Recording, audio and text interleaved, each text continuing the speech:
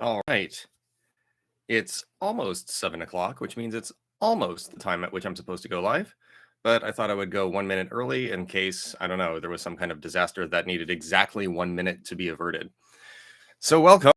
I got a few questions via the email, and I figured I would begin by answering those and then just seeing if there's any questions that show up in chat. And I realized just now that I didn't advertise exactly how long this would go, but I figured maybe about a half hour, maybe an hour, something like that. We'll see how interesting it gets. So one of the questions that I got from a viewer was, how do you simultaneously show your players? Hello, hey, how are you, Daniel? I hope you're doing well this evening. One question I got was, and feel free to ask any questions you want in chat.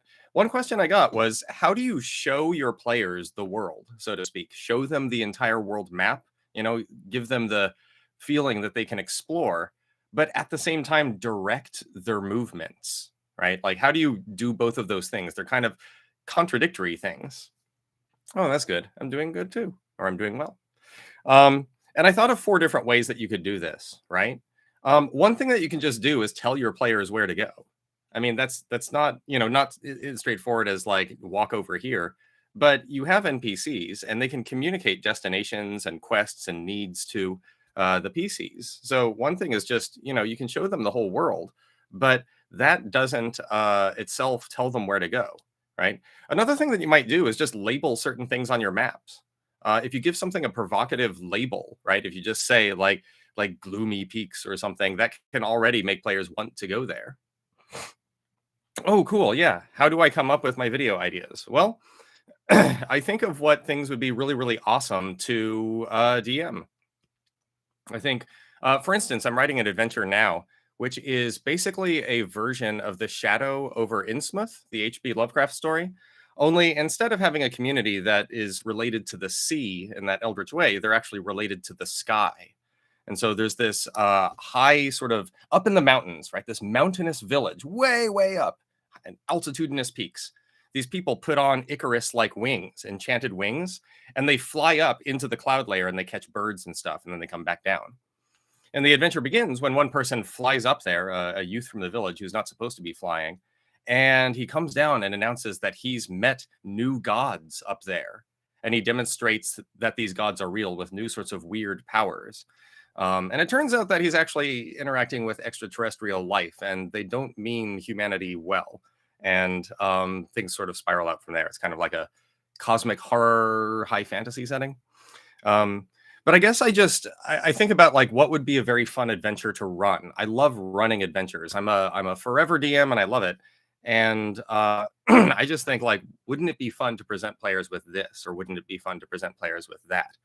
And I try to just write around individually interesting scenarios that way. Another influence, another source of influence, I have to confess, are old point-and-click adventure games from Sierra Online, especially Quest for Glory, King's Quest, and Space Quest. Those games are full of interesting puzzles, fun puns and jokes, interesting creatures and characters, and they're all ripe for the taking. I mean, ripe for the taking. So there's another source.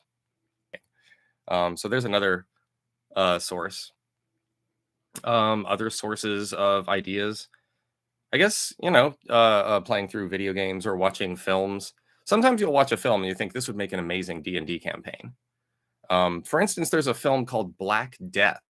It's one of the stars is Sean Bean, and because it's a Sean Bean character, you can imagine what happens to them. But it's a low fantasy medieval setting about a town which appears to be immune to the effects of the Black Plague. And it's sort of a mystery and a fantasy. I recommend that just film to watch and try to make an adventure out of if you want to like try to adapt something for a fun exercise. But those are a few, I guess.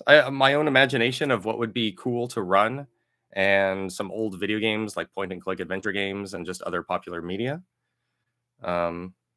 So the character dies. Yes, exactly. Yeah. I guess, there's some actors that do things very, very well, and maybe Sean or something. I don't know how you get typecast. Hello, Coffin Stew. How's it going? One of my players in one of my campaigns is here, and old friend. Hope we're all doing well this evening.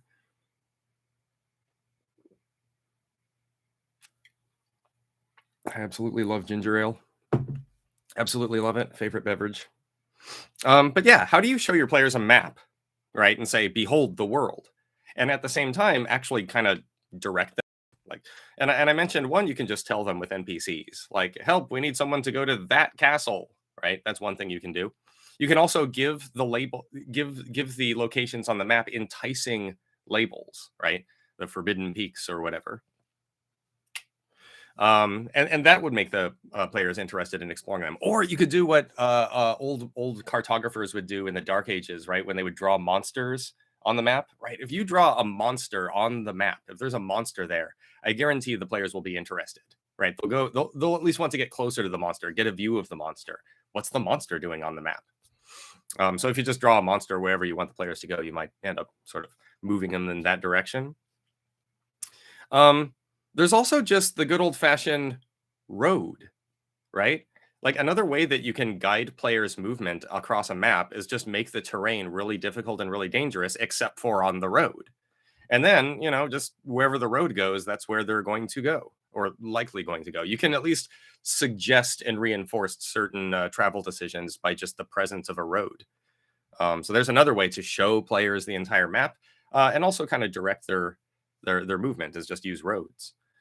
There's also caravans and escorts, right? With or without roads, it could be that in order to cross the terrain, you need to cross it with someone, right? You need to cross with a caravan or a wagon train or a party of more adventurers, maybe. And in that case, you could have the player's movement restricted by where the caravan is going or where the NPCs are going. This goes for escorts too, right? Caravans and escorts, they're both cases where the player's movement across a map is constrained by their need to be close to someone that has their own limitations on travel, right? If you have them escorting someone who's not an adventurer, for instance, well, then you're not going to go to those locations which look particularly monster infected and particularly dangerous, right? And of course, there's also what you might call like beacons, right? Maybe there's something, maybe there's a location and you want the players to go there, so you just have the location contact the players, right? That sounds a little strange, but like maybe your players get a vision, right? Or maybe they have a dream, or maybe maybe when someone is using their divine magic, they sort of pray to the right. They get a message from the gods, right? And it says, "Go here, seek the blah blah blah," right? And you can just sort of nudge them in that way too. Have you thought alternative other ways to run Dementlieu? The major complaint I send that of seeing seems to be, oh, the lack of what else you can do with it. Yeah, yeah. So other things that I would do in Dementlieu. So one thing that Dementlieu has is a museum. It has a museum, and I imagine that like there's probably like the Louvre or some huge French museum that has an austere history. I would read about, first of all, like what would a museum be like in aristocratic sort of 18th century France. I imagine it would, right, huge and spacious, and it's restricted just to the in crowd, and it's got all kinds of artifacts stolen from other countries. Um, but I imagine you could have a museum adventure in Dementlieu, right? Right, you could go, and it could be as fun or as simple as the skeletons from the natural history exhibit come to life and you're fighting dino skeletons, and definitely maybe like have some of the dinosaur skeletons put together wrong, right? Because early paleontology, right? Or have like wax statues or art exhibits, right? That would be one thing. I think there's also a university in Dementlieu. So I think that's another location that I didn't go into in my video, but it's one that I think you could also have an adventure set there. Where there's a university, there's stuff like magic, and that's interesting. As for plot points, that I mean, there's like a table of adventure ideas in the Dementlieu section. But one thing I think is important is I think no matter what, the adventure should involve a lot of garbage. It should involve a lot of trash. I really think that part of the horror of Dementlieu is everything is absolutely soiled and filthy and disgusting. In the same way that Barovia is very gothic and shadowy, and there's, like high pine forests and jagged mountains and wolves and stuff. Like Dementlieu is just like stinking, reeking, fetid, rotten, just sewage out in the streets, garbage everywhere. It's disgusting, and it's, visceral. You could almost, this is sort of something then in Richemilot that they've got in Richemilot, but you could also play up the element of disease, right? Dementlieu is a great domain to have a plague in. And I know, yes, again, Richemilot is a whole domain themed around a plague, but it's not like other domains can't have that too. And indeed, it could be that the plague is being spread by a monster. I might actually borrow from it's 70s New York. Yeah, with like trash out in the streets for real. That's a good joke. I would maybe, okay, this is a long shot, but maybe like there are those video games, Pathologic, right? And Pathologic 2, and they're about the spread of a disease, right? They're about the spread of disease. And you might, sort of take some pages, take some story beats from that game. Maybe, for instance, because of the presence of a disease, all the prices in goods, they all go up in an incredible amount, like 500%. And that will prove difficult for the PCs. Of course, to run that adventure, you'll need to reinforce the need for wealth, right? Like you'll need to reinforce the need for gold, and that's kind of hard to do with 5th edition. 5th edition doesn't really know what to do with gold, I think. It doesn't. I mean, other than just buying your starting equipment, there's not a lot that that most tables do with gold that I find. Hey, Doc. Hey, Durin Card. Thanks for doing this. Love all your videos. I've got a mild obsession with Darkon and Aslan Rex, and I've watched your Darkon video several times. Oh, awesome. That's good to hear. Yeah, it's one of my favorite domains too. In previous editions, they had this, even before it was a mist-eaten domain and it was disintegrating and falling into the mists, in previous editions, they still had this element where they still had this element where people would forget their past when they stayed in the domain, right? Like if you came to Darkon, you would eventually forget who you were, and or you wouldn't forget who you were, but you'd forget where you came from, and you would start to just make stuff up about where you came from in Darkon instead, right? You would gain these false memories. You'd think that you've always lived there. Your family's from there. And I like how they kept that, and they just sort of pushed it in. They made it extra in Van Richten's guide for 5th edition, right? Right. Not only do people forget things, but the domain itself is falling away. Yeah, and that adventure, by the way, I mentioned, of course, in the video, but it's Lisa Smedman's adventure, When Black Roses Bloom, which is a really fun adventure about Lord Soth. But I think it's a really excellent adventure template, right? You could take that adventure and just swap out the Dark Lord and the Dark Lord's tragic history, and you could probably run it in several domains. Right? There's any number of Dark Lords that would love to get their hands on magic mirrors that would let them rewrite history and then escape Ravenloft, right? So you could Jacqueline Reiner or one of the Borkas. You could do any of those.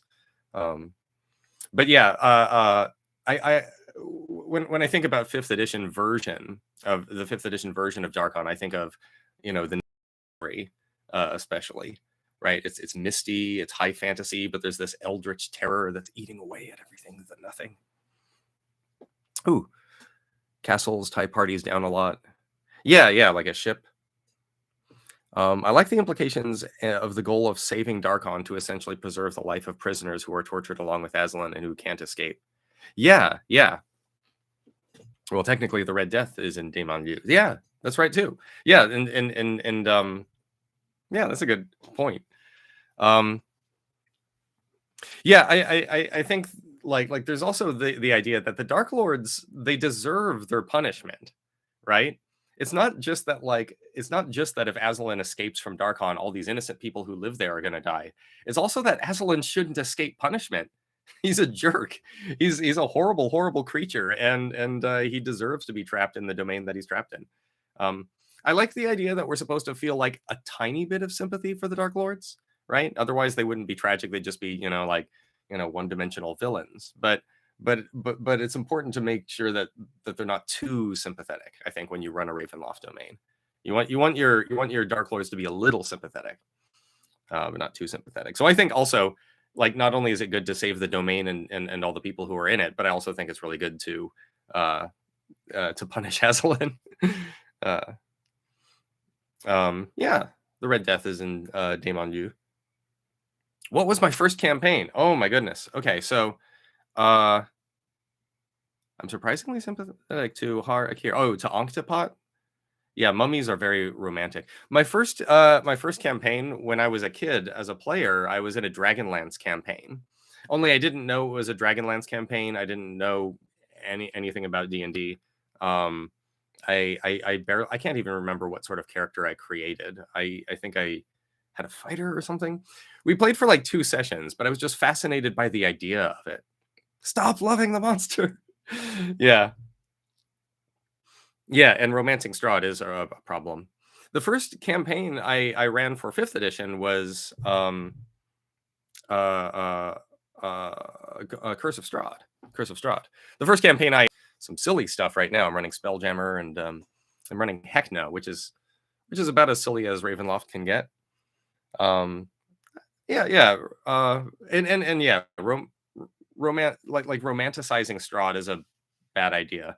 Not just structurally because you want him to be a bad guy and everything. You don't, but also that, like, especially in 5th edition, I think he's a very well crafted abuser of a villain. Right, Strahd is an abuser. He's insensitive, egocentric, gaslights his victims, treats them like playthings, abandons them when he's bored with them. And it sort of explains why he has the curse that he does, because, you know, if he would just for 1 second recognize that, you know, that Tatiana is a human being, you know, and should be treated with respect and, you know, courtesy and like a person, right? If Strahd just did that, then maybe he would actually be able to, you know, enjoy some kind of romance with her. But the thing is that his abusive, egocentric personality would never permit that, and so he's stuck in the curse. And 5th edition makes that a curse of his own making. But because he's an abuser, I don't think you want to romance Strahd at all. That's true. Onktapot, yeah. Stop living the monster. How much of Ravenloft have I covered so far? What else would I like to talk about on the channel after I finish with it? Well, I think one thing I'm interested in doing is a series on the Feywild.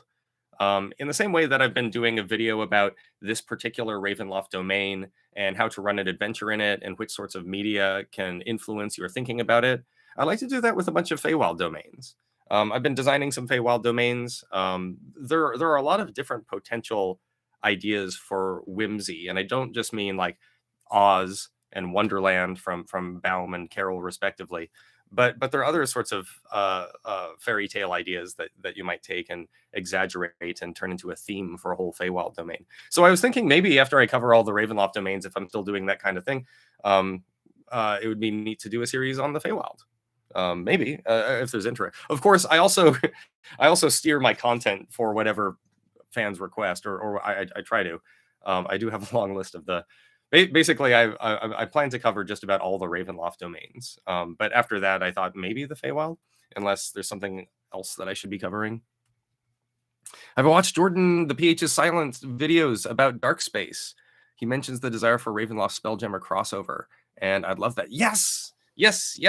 In fact, there was a recent release by Gabrielle Jensen called Dead Space, I think. Dread Space, I think, on the DMs Guild.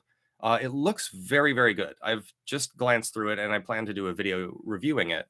But that, yeah, that's another sort of thing. Yeah, I did watch that video, and I am a fan of Jordan the PH's Silent. It's one of my favorite video creators. I have a lot of favorite video creators though.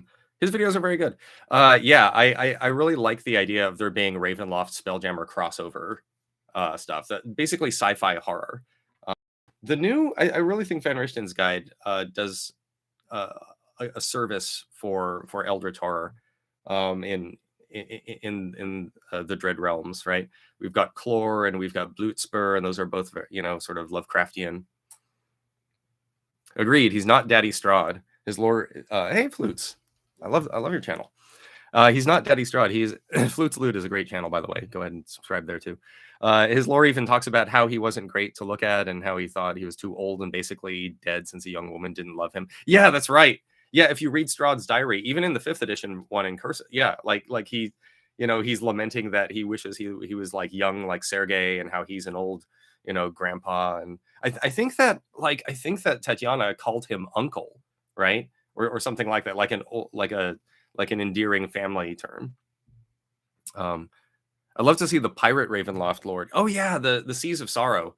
The Seas of Sorrow are interesting because you've got like you've got basically, I think it's 4 or 5 little islands in there, and each one is its own kind of potential adventure. One of them is, if I'm not mistaken, one of them is Bluebeard's castle or something, right? Like it's a straight up, sort of XP of Bluebeard's castle. The famous, gothic tale of Bluebeard, which I guess compared to some other things in Ravenloft is pretty tame, but like the woman, yeah, Blaustein, literally bluestone, Blaustein. Oh, big fan of your Ravenloft. Thank you for your awesome content. Thank you, Slices and Dices. Thank you, Slices and Dices. And thanks for showing up and watching. Yeah. But yeah, like the old tale of Bluebeard is just, this woman marries a dude with a blue beard, and it turns out that he's a serial murderer of spouses, and that's the scary story. I mean, she finds out in his castle.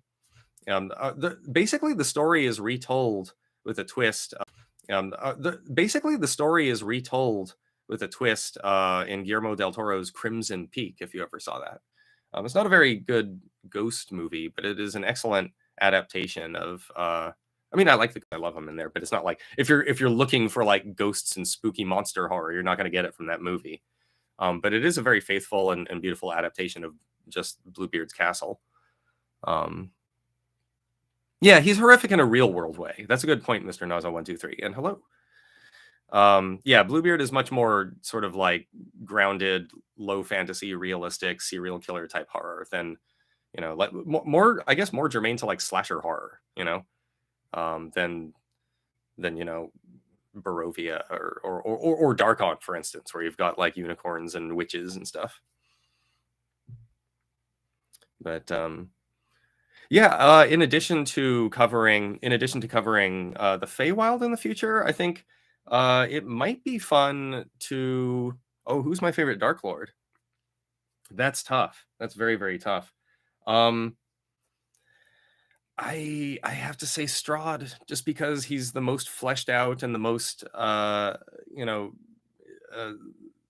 he has the most personality, and it's kind of unfair to choose him because there's also the most content created about that particular Dark Lord. But I suppose after Strahd, I would think. There are a lot of really good ones. I like Lorinda. I enjoy Lorinda, the hag. The hag lord and her particular sort of motherly relationship to the monsters that live in the domain. I think I enjoyed Lord Soth when he was a Dark Lord. I'm aware that there's controversy about that. I think the creators of Lord Soth didn't want him to be a Ravenloft Dark Lord, but I thought he was great as a Dark Lord. And I also like God, who's the František Markov, the guy who rules Markovia, who's basically Dr. Moreau. He's a fun villain. The problem with Markovia is that you need to, and I'm going to do a video on that one, but the problem with Markovia is that too many of us have read The Island of Dr. Moreau or seen a movie adaptation. So when you start running it, there's a good chance your players are going to say, oh, this is The Island of Dr. Moreau. So I think that if you run Markovia, you should probably just present it in a way where it's not exactly that story. the second edition adventure, Neither Man Nor Beast, which I sort of ran, that basically that adventure makes that mistake. The writer of I mean, it's a great adventure, but it's just the story of the Island of Dr. Moreau. So if you if you run it for people, your players are going to say, wait, this is the Island of Dr. Moreau. So you can't surprise them with the fact that Markov is a mad scientist, or that he means the adventurers ill, or anything like that. Some Dark Lords are kind of like the mundane horror episodes of a show like Torchwood or Supernatural. I think they can get players. Some Dark Lords are kind of like the mundane horror episodes of a show like Torchwood or Supernatural. I think they can get to players in a different way. Yeah, like the Borka family, right? There's nothing particularly. I mean, I guess the brother who's like in the, you know, crib, but they're not like monsters in the same way. Um, during Yeah, and also, hey, here's a quick hot take, I guess, is I think that it's good for some Dark Lords to be low level monsters. I think that that's good. Mistake that it's a tempting mistake to make, but people always make their Dark Lords, and in second edition, third edition Ravenloft, I think it was almost every Dark Lord was a high level monster, right? And the reasoning, I guess, is that you should build up to the Dark Lord.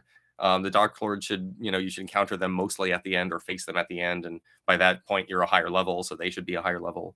There's also the idea that in order for a creature to be so evil that they deserve a domain, right, they should be powerful too or something.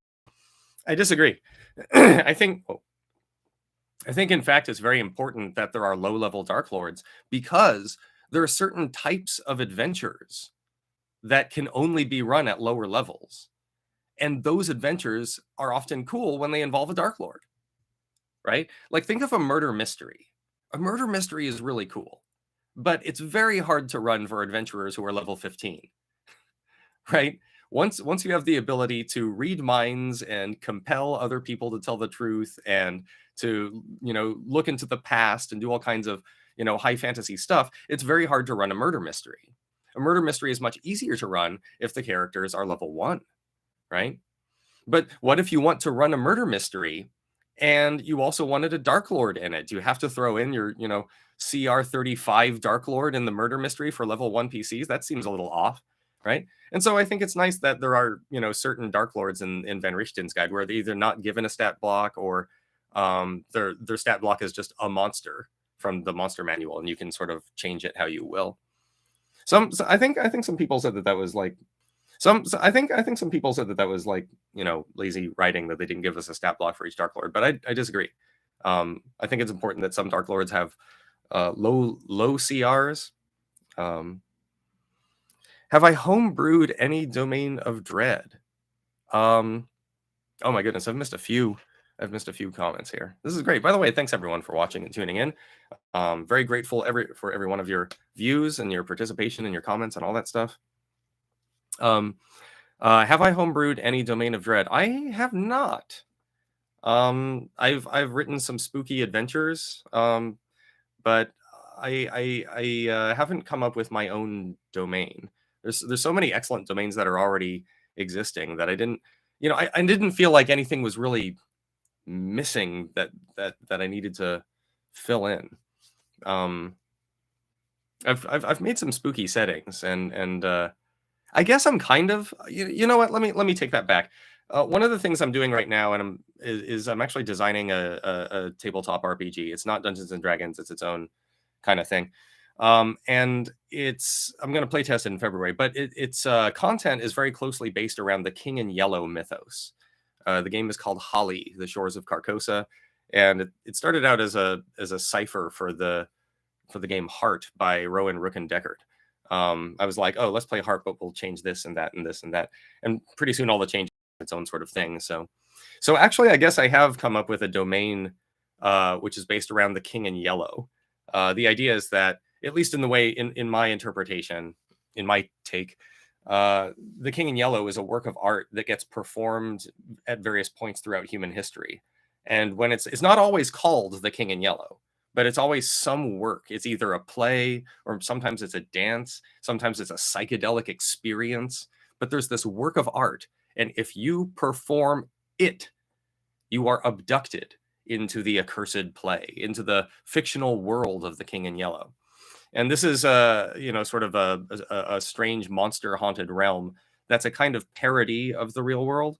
It's just, like our world, except for the powers of the yellow sign and the presence of alien Carcosans, and the traces of the King in Yellow itself are everywhere.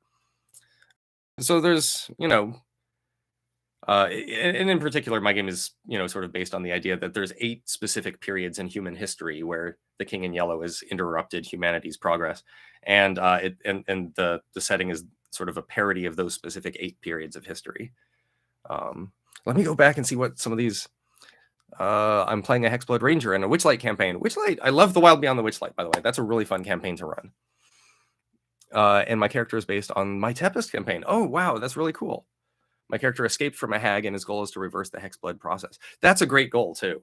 That's a really great goal. That's neat. I mean, a personal quest is, is like, this is in Vampire Hunter D, it's in Blade, and these, these heroes where they've got a curse. It just so happens that the curse kind of makes them a badass or whatever, but it's like a neat personal quest where like it doesn't feel like a curse. They don't feel that punished. It's an empowering, fantastic feature that they've got, but you can sort of narrate it as though it's something that they're on a quest to get rid of. So that's really cool. Part of my shtick is that nothing is surprising or all that bad because Mother did worse. Okay, yeah. Special place in my heart. Have I? Oh, okay, right. I would have liked unique Dark Lords, just something to make them distinct, not powerful. Yeah, I agree with that. And they wouldn't have to write up a whole stat block for that. They could actually just come up with a couple of traits, right? Like, I remember in previous versions, Harkin Lucas had this teleporting sword. He would like leave a sword in the tree and be like, "Hey, I don't mean to do any harm. I'll even leave my sword over here," and then he would teleport it to his hand. And murder on the morning rail. Is that like Sire 1313 or another haunted train? I mean, trains are a great place for mysteries. Trains are yeah, like a murder mystery, right? Like you could have a really fun murder mystery on Sire 1313 too, right? I mean, the nice thing about that domain is that because it's a haunted train, you can just like trap the players at any point for for any reason in one of the cars. Talk about closing the borders of a domain. I think picking Strahd is pretty understandable concerning the mountain of content. Yeah, that's exactly right. He's got like a lot of writing has been done for Strahd. Never liked his incel-esque motivation though. Yeah, it can get a little tiresome. I agree, I sympathize with this. But I guess it makes sense with Myths of Vampires. Yeah, I mean, it's a classic story.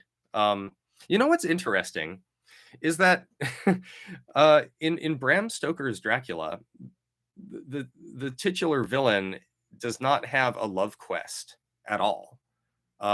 He's not like, he doesn't see Mina as like the reincarnation of a lost love. He doesn't like pine away for her or any they don't have like a tryst, right? None of that happens.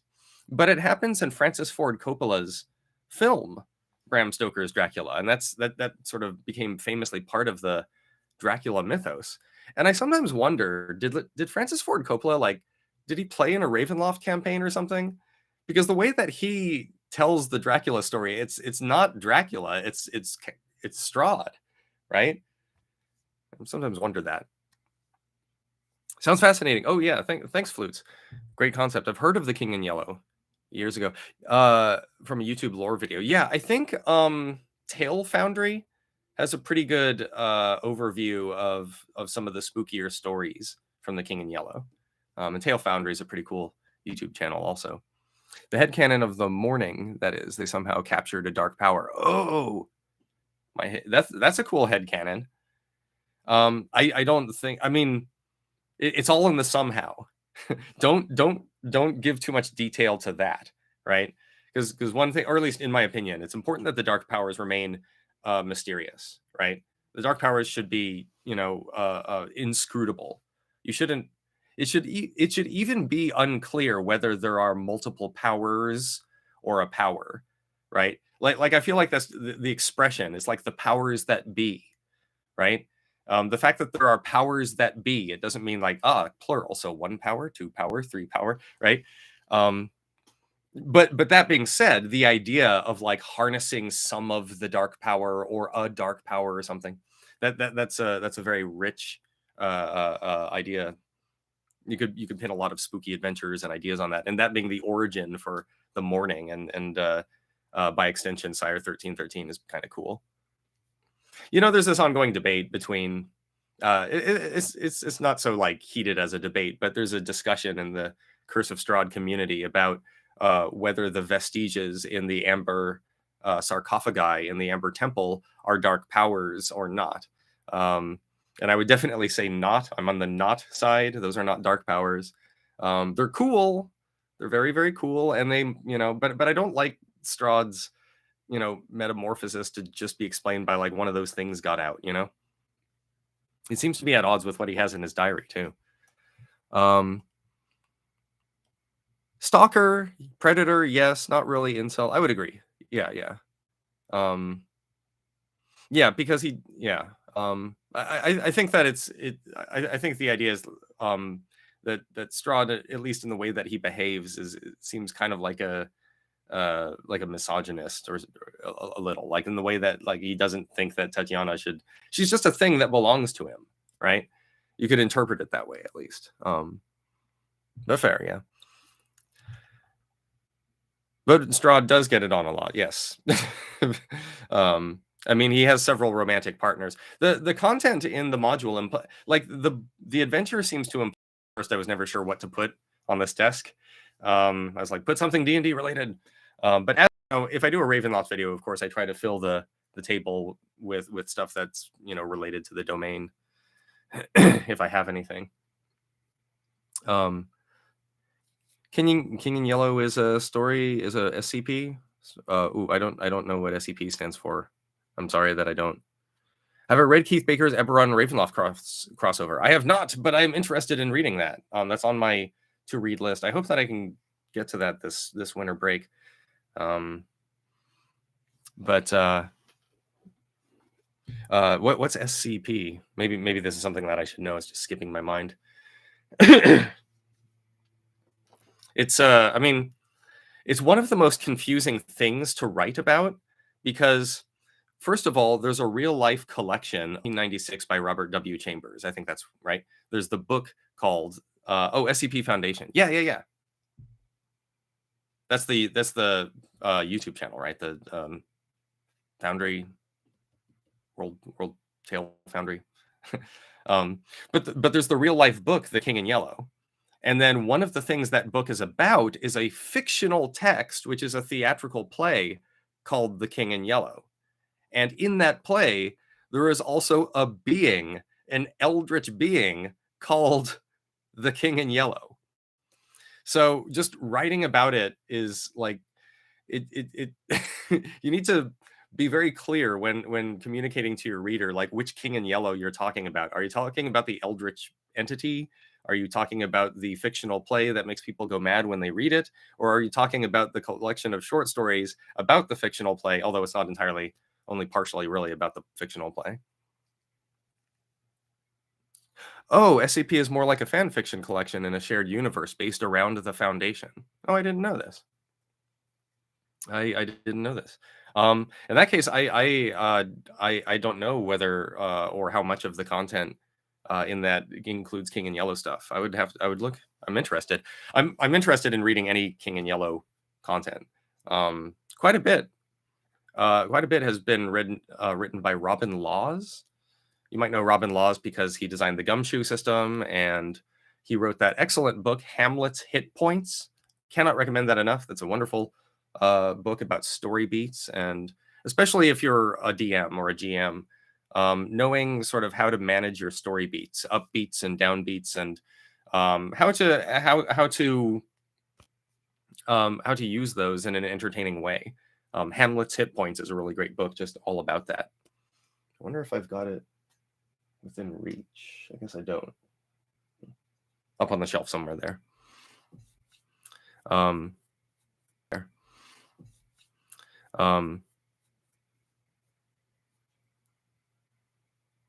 By hypnotic arm powers. Yeah, it's worth remembering that vampires are monsters, and if they enjoy something that human beings enjoy, it's almost like a coincidence or by accident, right? Like I imagine that now that it's a vampire, right? a vampire doesn't really have an appetite for food, right? If anything, this could be something that infuriates a vampire, right? Is the fact that they can't enjoy food anymore, right? They can watch other creatures enjoy it. They can watch their food enjoy food, for instance. They're like the humans that they're about to eat. Likewise with like sleep, right? Like I imagine vampires I just imagine vampires don't dream, right? They don't really sleep either. They just have to be away from the sun. It's not like they're, like snoring with like little Z's, right? They don't sleep. They're just stuck there until the sun goes away. So yeah, likewise, like, do vampires really have a libido, right? Is like Strahd sexually attracted to Tatiana? I mean, I think that's worth asking and at least entertaining that the answer is no, right? That he has something like more symbolic in mind or social in mind. That would drive me mad. Yeah. Yeah, and I think, yeah, I would imagine that most vampires, the ones that aren't just like ravenous spawn, right? They're all very, very unhinged. Because you take that sort of existence and then you just throw, a human-ish, human-like mind in there. And yeah, that would be pretty infuriating, pretty maddening.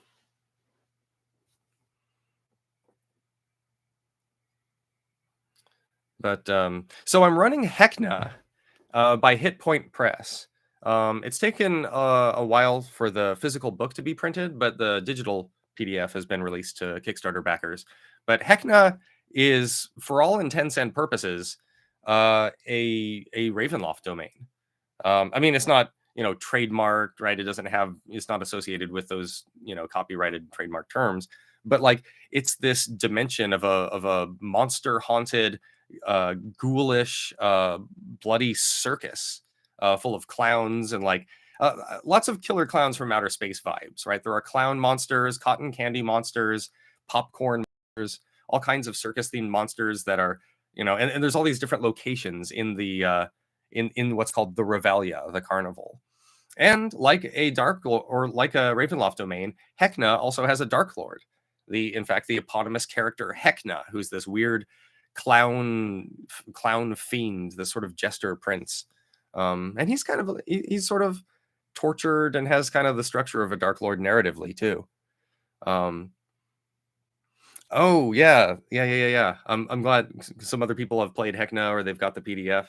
Yeah, I highly recommend it. I'm running it right now, and I went to some great trouble to make maps out of the illustrations that are provided. Like, in the actual PDF, they have these beautiful maps, but then they drew things on the map, like monsters, in addition to letters and numerals that label things.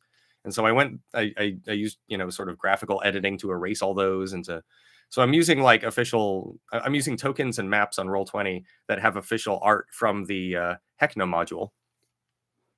Hekna, a Joker, he's a jester, and he does do very slapstick sort of clownish things. He'll his stat block has this bonus action, I think, or a legendary action called Hold This for a Second, where he just tosses an item over to a PC. That PC automatically catches it and then falls prone. Like he throws you an anvil or something, and you just fall over from catching it. But Hekna is a really, really awesome, really unique horror themed setting, which is very much like a Ravenloft domain in the sense that once you're in there, you cannot leave except over the Dark Lord's dead body or with their permission, which won't be granted, right? It's a horror setting. It has a central figure whose personality infects the entire area. The quest is about sort of leveling up and eventually facing him. It's delightful. I would say really that Hekna is a wonderful interpretation of Ravenloft's Carnival. I would really there's one of my headcanon. There's my headcanon for that. How much do I get to play D&D or other tabletop games? Do I find myself a forever DM or do I ever just get to be a player? I'm running two campaigns. I'm running Hekna and Spelljammer as a DM, and then I'm playing in a few others. I'm playing in a Pathfinder campaign on Friday evenings. I'm supposed to play in another 5th edition. It's actually we're testing out one D&D stuff on Saturday mornings, but I'm never able to be awake at the time. I'm working on that. If my DM is watching. And then I'm also playing a Monster of the Week campaign that meets on Sundays. So I guess I play quite a bit. I'm playing in 3 campaigns, and I'm running 2 of them. And I'm also making content for this channel, and I'm designing an RPG. I'm also writing the Ravenloft grimoire too. Does Hekna talk about society? We live in a Hekna. I reckon it's like an obsession spawned by Strahd's interests getting warped and strengthened by undeath. Yeah. It could be that like one of the only features of his real humanity that's left is this attachment. That's a really nice way to, that's a really good take on Strahd, I think. Listening to your videos, I've concluded that your PhD is philosophy. Am I right? You are right. That's correct. Yes, I'm a professor of philosophy at a couple places. One this semester, one of them Virginia Tech, that I sort of do. I teach over Zoom for them, but I also teach in person at NC Central. I've taught at, oh my goodness, UNC Wilmington, Bowdoin Central. I've taught at, oh my goodness, UNC Wilmington, Bowdoin College, North Carolina Agricultural and Technical State University, Fayetteville State University, Moravian College in Bethlehem, Pennsylvania. I've taught a few places. You just sort of move around I got my PhD in 2010, which was right after the 2008 recession. So like the market sort of dropped out in academia. There were almost no academic jobs. So like many people, I just started adjuncting, and I've been adjuncting for the last 12 years or so, which means, temporary contracts and, all that fun stuff. But yeah, my PhD is in philosophy. Originally, I was thinking that I originally thought this channel would have more philosophical content than it presently does, which isn't bad. I've got another channel where I have philosophy videos, but they were recorded with poorer equipment. So, speaking of Strahd rewrites, there's also She is the Ancient, which is a gender bent Strahd that really does interesting twist, and that Strahd started off assuming Irina was a gold digger. Interesting. No, I have seen that on the. I think, is that on the Guild? Is that right?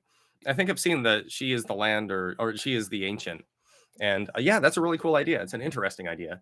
I think that you may want to be careful with the way in which Strahd is written as an abuser, and the type of abuse that he exhibits is one which is endemic, I think, to certain sorts of societies, and so it's weird. I mean not weird, but you'll want to be. I think you'll want to be careful in making sure that the woman Strahd is not. You'll want to be very careful not to make her into a misogynistic caricature. I guess. Not that you were going to do that necessarily, but that's something that I would be personally careful of if I had a gender bent Strahd. Is I would remember, well, Strahd is written as kind of a male abuser from a patriarchal society, and so it's got to be like gender flipping Strahd has got to be more complex than just saying like, oh, but now Strahd's a woman, right? You'll want to maybe adjust some other things and think about that. But I suppose that's what they did, and She is the Ancient, right? So that sounds cool. That sounds great. Oh, also got into my Rime of the Dark Sun series. Yes, the turtleneck. I need to write that up, tell you the truth. Was wondering if you have plans on exploring more of the Sorcerer Kings in the future. I didn't. I'm not opposed to it. If people are interested in seeing that content, I'm happy to make it and to work in that. Hey, there's Heracles. What's up? Wasn't that old iCath? Yeah, there's some of that. Yeah. Heracles comments on a lot of my. I'm behind on responding to your comments. I'll have to catch up with those. But yes, I'm not opposed to talking more about the Sorcerer Kings and Dark Sun. I would like to do some of that, but it wasn't like at the top of my list, or like I didn't have concrete plans yet. do have concrete plans to write up the adaptation, right? The adaptation of Rime of the Dark Sun or Rime of the Frost Maiden into a Dark Sun module. And of course, that won't be the length of an adventure. Of course, it'll just be like, take this chapter and do that with it. Take this chapter and do that with it. Sort of like what the videos do. I ran it, and it actually went very well. It went very, very well. The players enjoyed it. It did feel, I think, about as much like Dark Sun as 5th edition can. And we were very careful to keep track of things like water and to reskin things as psionics and, make sure that we hated magic, or the PCs hated magic. I bet we're gonna, well, I don't know. I think that by the time Dark Sun could be made for 5th edition, we won't have 5th edition, right? I mean, it's not that it's not going anywhere, but by that time, I assume 1D&D will be out and about, and D&D Beyond stuff will all be switched over to 1D&D. So if we get Dark Sun in the future, it's probably going to be for 1D&D and not so much for 5th edition as such. You might have meant that, though.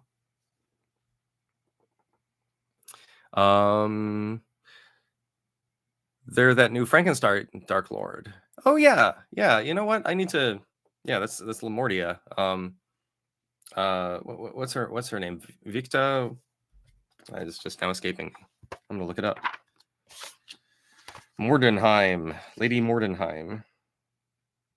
Victra Mordenheim. That's her name. Victra Mordenheim. Yeah, that was a neat. I mean, in general, I like the ways that they handled and interpreted the Dark Lords in this book. I think they're fine. She's a cool dark. I have not done a video on Lamortia, so that should probably go up on the list. I'd love to see new source books written for Zakara and Kara Tour, but it'd be great if Wizards could try again more thoughtfully. I think, yeah, I mean, I think because I think some of it, a little bit of that is in the Journeys Through the Radiant Citadel, as far as a good faith effort to explore a non-Western setting through the lens of high fantasy, but without taking what's already popular in Western culture about those stories in those regions, right? As a caricature. It's not Kara Tour, of course, because I think in order to make Kara Tour appropriate for 22nd century considerate audience, right, you'd need to change so much that it might not even really warrant the name. Oh, Teller of Tales, hey, welcome.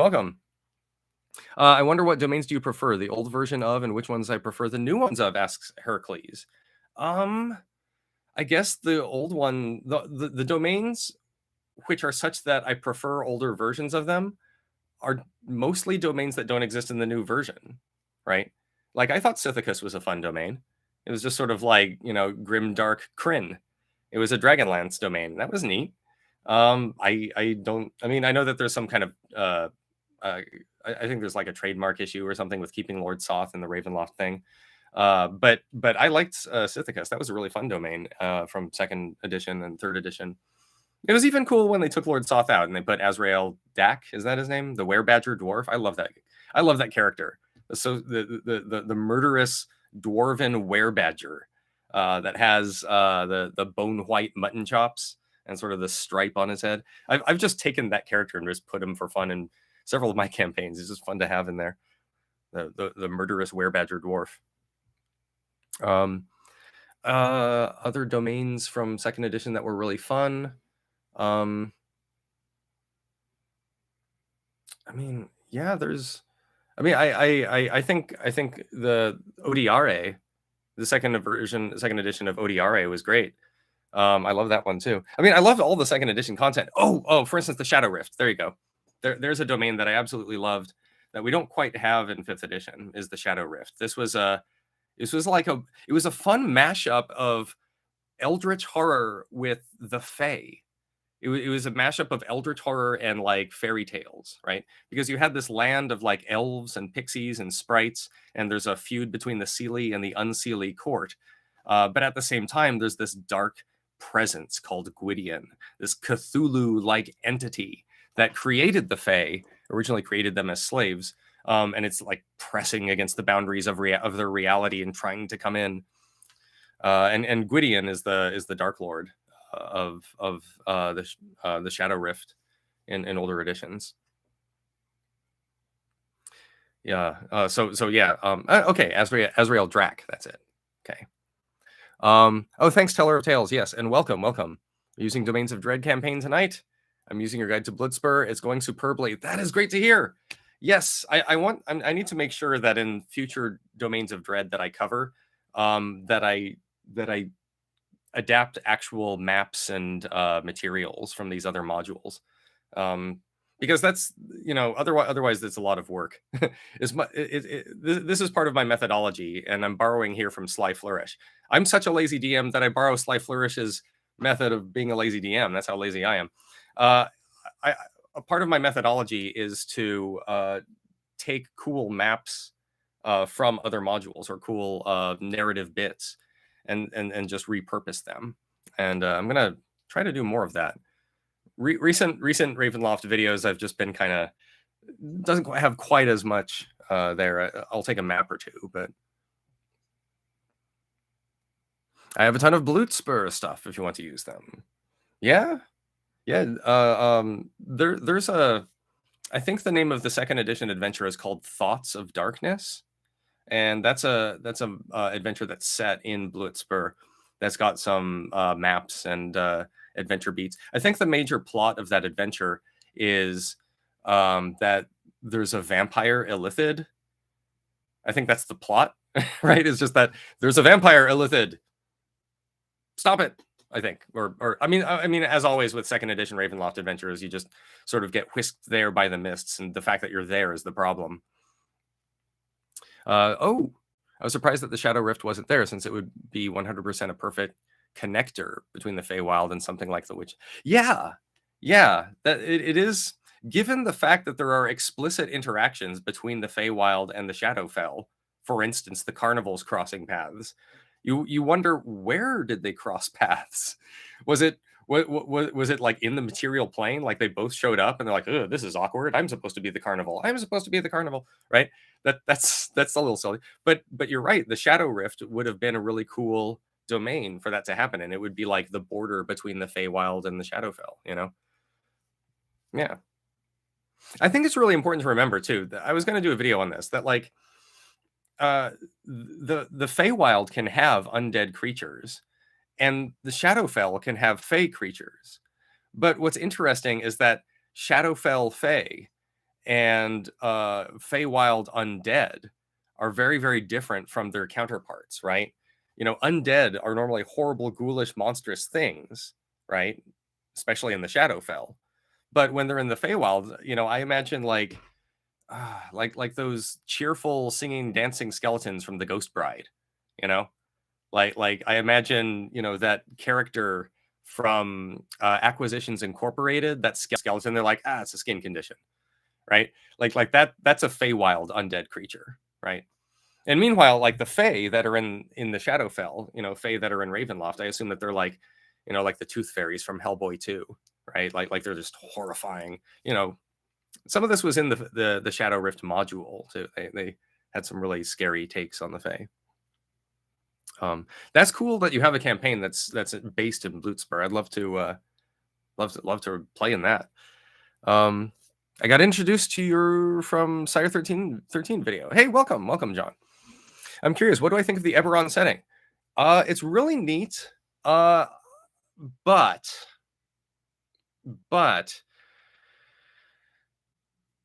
okay, there's something that always bothered me about Eberron, and before I say what it is, I like Eberron. Okay, I like it. I think it's really neat and imaginative, and I love the fact that we have a setting where the fantasy monsters and creatures that normally are slotted into a particular role have a different role in the setting, right? Beholders and Eberron are not the same as beholders in the Forgotten Realms, for instance. Likewise with Rakshasas, and I like all that, and it's cool, and it's certainly the idea of magic taking the place of industry and having this setting where magic is fairly common, but it's also like technology, and there's the Great War, which is analogous to World War One. That's cool. But here's the thing about Eberron, is that I don't understand why. Maybe someone can explain why. But how is it that you have an industrialized setting, right? But politically, everything is run by these guild houses, right? Like these medieval guilds. What is a medieval guild system doing in an industrialized setting, right? I assume that in Eberron, someone builds those airships, right? They don't just come from the magic portal, right?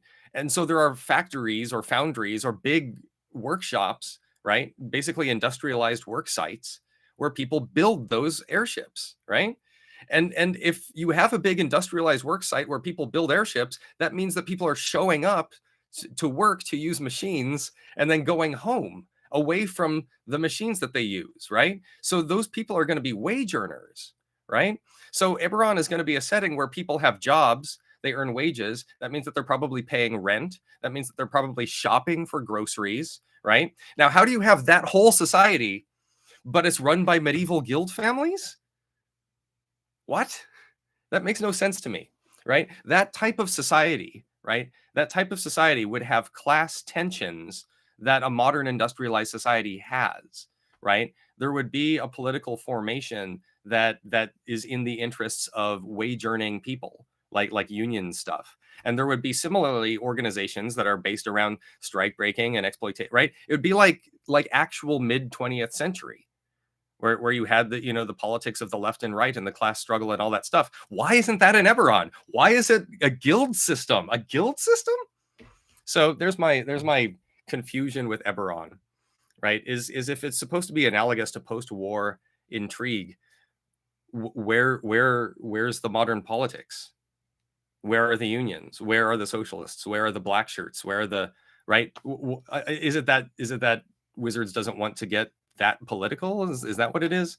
But it's just so bizarre that you have this industrialized setting that's missing its politics when it's advertised as being political intrigue. That's at least that gets to me.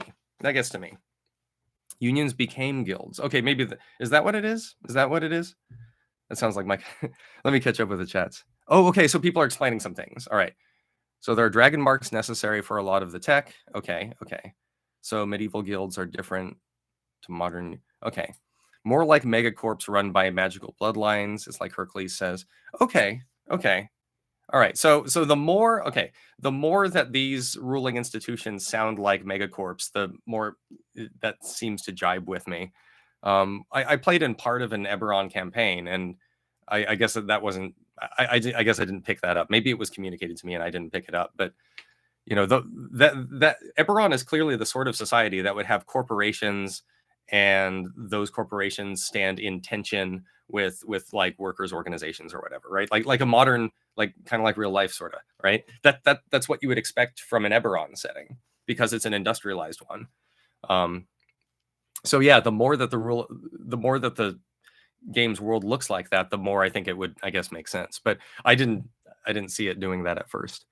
Bildo says, I run a lot of D20 high fantasy high games. So I run a lot of modern 80s to 1000s. It's ran by unstable wizards. Interesting. Magical. Do they give like TED Talks? Magical bloodlines that are necessary for the tech to work. Okay. Unions became guilds. Okay. But yes, there should be, unions. Do I ever get to play? I often give free seats to forever DMs. Hey, that's very nice of you. I am playing in a Pathfinder 1, a first edition Pathfinder campaign, a Monster of the Week campaign, and I'm trying to play in, but never waking up in time for, a 1 D&D campaign. I'm currently not playing in a just as we might say standard 5th edition campaign. Always eager to play in any sort of game. What are some of the favorite D&D characters that I've made or played as a player? Ooh, hmm.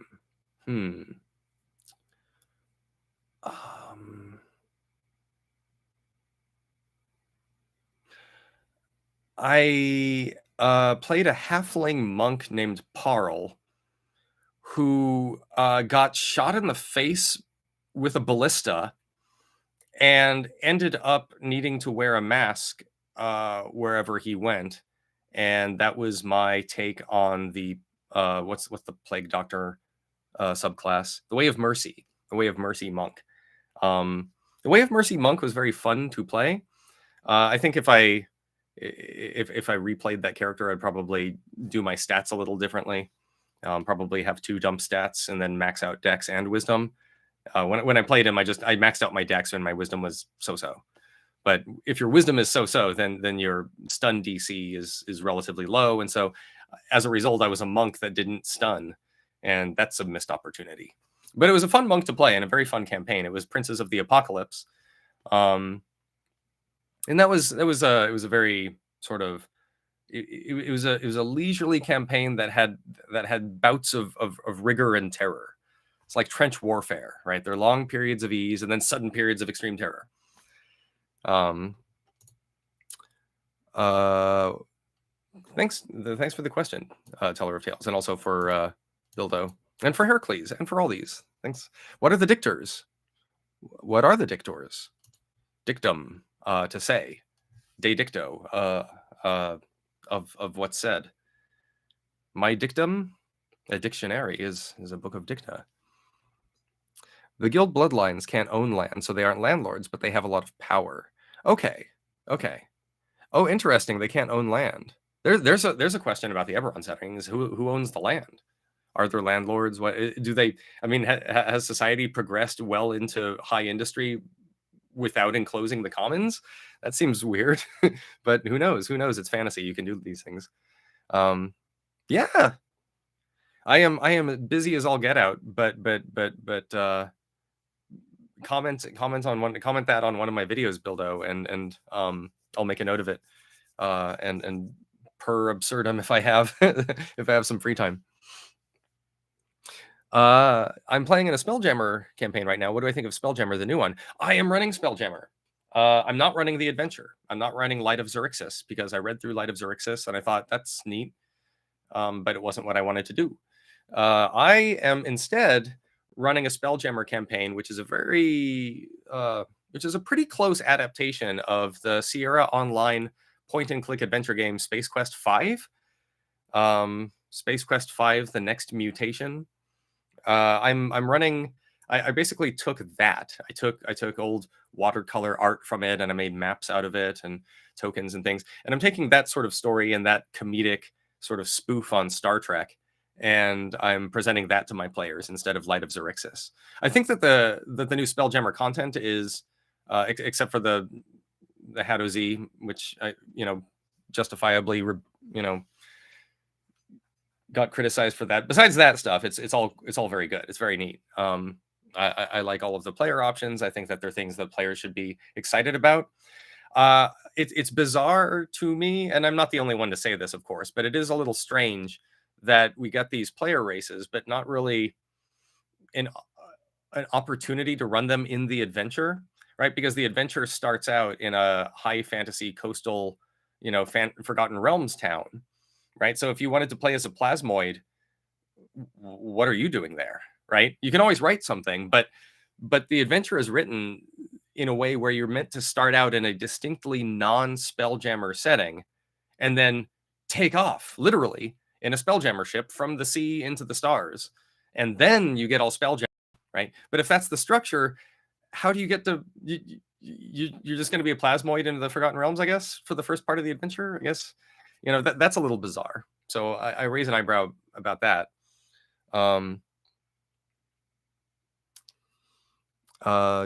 Dictatorships. Very important to the 20th century. Yeah. Okay, I'll get to that. What are some third-party D&D resources that I've enjoyed? A lot of them. Certainly Goodman Games here. They've like done some reprints of old second edition adventures and updated them for fifth edition, including Castle Amber. I enjoy a lot of the adventures put out by Peterson Games, his Cthulhu Mythos for fifth edition. I ran an adventure called Yig Snake Granddaddy that was very fun. It involves dinosaurs suddenly appearing out of nowhere in a setting that doesn't have dinosaurs, but is otherwise a fantasy setting. And as the players investigate, they soon find themselves caught up in a plot from millions of years ago in which serpent people that are necromancers contacted aliens in order to teleport themselves into the future, and they are presently arriving and they're taking over the world. So it's up to the PCs to fight aliens, dinosaurs, and snake people, and it's very, very fun. I think Kobold Press has some really great stuff. Empire of the Necromancers, I think, is one of their, Empire of the Ghouls. Empire of the Necromancers is a Clark Ashton Smith story that's really cool. Matt Colville's Strongholds and Followers is amazing. I love using Strongholds and Followers. That's really cool. I already mentioned Hekna, that I'm running that. And that Hekna, by the way, is a very fun, very, very fun campaign. I really recommend running it. It includes its own money system, and it includes various ways, clever ways of actually making money important. In the Revalia, where Hekna takes place, there are red tickets. Gold is useless, but there are red tickets, and you need red tickets to get certain things to live. And for instance, you just can't rest unless you stay in a hostel, and the hostel takes red tickets. So, if you don't stay in the hostel, you're going to go nights and nights and nights without rest, So, what do I think of PCs playing monsters? Hey, speaking of third-party content, Grim Hollow, another from Ghostfire Gaming. Grim Hollow is a great setting that gives PCs options to play monsters. I think so. This is an interesting question, Hercules. I'm really glad that you asked it, because there are there are cool things and negative things about having players be monsters. Here's the fundamental worry, I take it, is that if a player gets to be a demon, that means all of the other PCs know at least one demon who isn't so bad. So demons, by definition, are not necessarily fearsome because they know one who's nice, right? So if you allow players to play as monsters, you risk the effect of making that monster less scary, right? What's that over there? A demon. Oh no, wait, maybe it's one of the nice ones because Gary is a demon, right? That's the worry. Same thing with Dampiers, right? Like if you wanted vampires to be really alien and really scary, I can see, making a case for prohibiting like the Dampier option or something. I wouldn't do that. I try to restrict as few options as possible when I let players make their characters. I'm sympathetic. I'm always sympathetic to wanting to restrict certain options to help cultivate a mood in the in the campaign, for a campaign. But here's the thing: is if I want to cultivate a mood by restricting certain options, what I usually do is I tell my players in session 0 that I want this sort of mood. And because I want this sort of mood, it would be really great if you could make characters that are more like this, less like that, right? And I don't really, I don't officially restrict anything. Like if they have a dying yearn to play as a fluffy bunny person, and they've got a compelling reason why, and they can give me that reason. I mean, I could be swayed, but I seldom, if ever, sharply restrict options from players. Instead, I usually just put my cards on the table and say to the players, like, I want to tell this kind of adventure, and so I'd like it if you made human characters, things like that. But yeah, normally I think the idea is this: I normally let PCs play as monsters if they want to. I think that if you want to make them real monsters, you should use something like Grim Hollow or homebrew some rules to accentuate their monstrousness, maybe. I can also see why you might want to forbid players from having monstrous PCs, because you want those specific sorts of creatures to be, frightening and alien. Love the Dark Sun, Icewind Dale. Rime of the Frostmaiden idea. How would you fix by recasting the setting in Storm King's Thunder, Horde of the Dragon Queen, and so on? Oh, that's a good question. That's a good question, Bildo. I think that, so if you're going to take, the thing with Storm King's Thunder is full of giants, and there aren't really giants on Athos. There can be. You that could be the plot. You've discovered giants on Athos, right? But the whole the plot of Storm King's Thunder, if I'm not mistaken, is that the ordning has been broken, right? The ordning is a kind of ranking system that keeps the giants subordinate to each other by giant type, right? So like the stone giants have to listen to the fire giants, who have to listen to the cloud giants, who have to listen to the storm giants, or something like that, right? There's some kind of hierarchy amongst giant kin, and that hierarchy is called the ordning, and the ordning was shattered. And because the ordning is shattered, that means giants are running amok. So it's giant madness. So first things first, if you want that to go on in your Dark Sun campaign, you'll need to think of how you're going to have giants on Athos. Why are they there, and where did they come from? As for the parts of the adventure that involve sailing or travel by ship, I would keep those, and I would put it on the Silt Sea, right? Sail the Silt Sea, right? It's this whole ocean of sand that you can drown in, right? Just have them sail on the Sea of Dust, and change all of the monsters to be more like insects than like octopi and fish, right? I would take the sailing parts, keep those, turn it into the Silt Sea. If there's any cold hazards, put in heat exhaustion instead, for instance. Oh, for reskins of the setting. Oh, okay, all right. I was like, damn, I don't know how you're gonna, because Horde of the Dragon Queen, or I don't know about that. That's a good question. When I was thinking with the Rime of the Dark Sun idea, I sort of started out with, I want to make Dark Sun in 5th edition. So what is there that I can reach for? Which of the adventures that's already published seems kind of like it's got the potential to be Athos, right?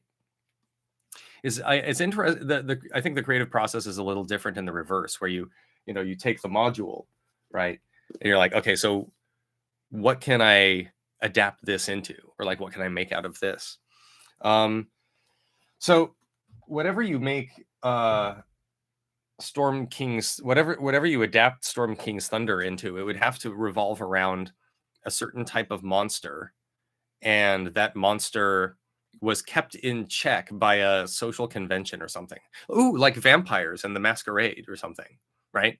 Like you could take a bunch of different kinds of vampires, right? In the way that there are hill giants and stone giants and whatever, right? You could have like not hill vampires and stone vampires or whatever, but you could have types of vampires. And maybe look into the Masquerade, like the I don't know what they're called. Are they called White Wolf still? That gaming company? That's a game I'm not sufficiently familiar with, as Vampire the Masquerade, but I would look into the types of vampires that they have, and maybe say, oh, I've got those in my 5th edition campaign. And it turns out that the underground Onyx Path. Okay, there we go. Onyx Path. Thank you, Hercules. It could be that the Nosferatu vampires and the aristocratic vampires and the the technological vampires and the punky vampires, World of Darkness.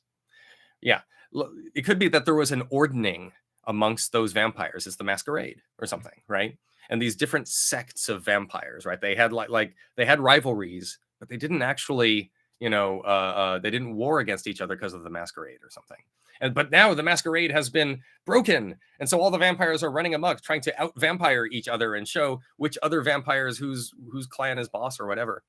I would maybe do that if you wanted to take Storm King's Thunder, right? Change the giants to vampires, and come up with. I would maybe look at Sly Flourish's vampires, because he has some tougher vampire builds than what you might find in the. If you just limit yourself to the edition official WotC content. Or you could I mean, World of Darkness did this with werewolves too. There used to be a trading card game like Werewolf the Apocalypse or something, and they had like 6 or 7 different types of werewolves. You might I think that those types of werewolves corresponded to like actual geographic regions on the globe. So maybe don't borrow that necessarily, but come up with a bunch of different kinds of werewolves, or maybe there's an ordning amongst the lycanthropes, like the werebears have their own society and the weretigers, etc. But now that ordning has been broken, and so.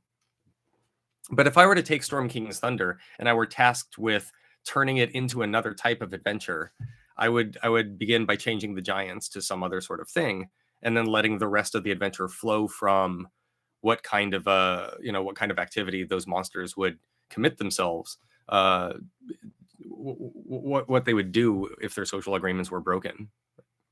That would be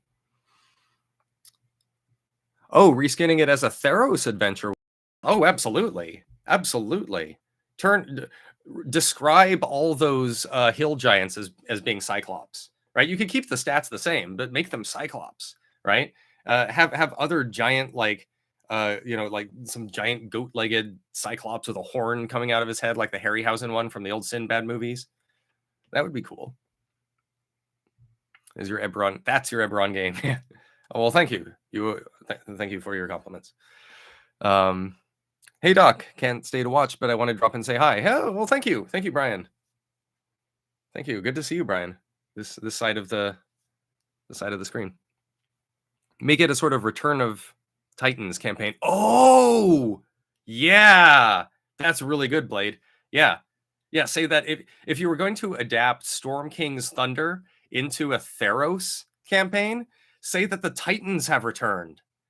Right? Say that the Titans have returned, and reskin the giants as these types of Titans, right? And then, I mean, it's almost the same adventure, but you could do a little, like a Theros sort of Mycenaean Greece flavor. Or I guess Theros isn't really Mycenaean Greece. I guess it's more like classical Athens. I was briefly playing in a Theros campaign that was pretty fun. Pixies! Yeah, you could also do it with pixies. Yeah, notice that Storm King's Thunder. There's a formula to it. There's a formula. The plot of the adventure is all the monsters were held in place by an agreement, but now the agreement's over, so the monsters are running amok. Right? That formula happens to be applied for giants, but you could do that with a number of different types of monsters. And in so doing, you could reach for certain maps and things.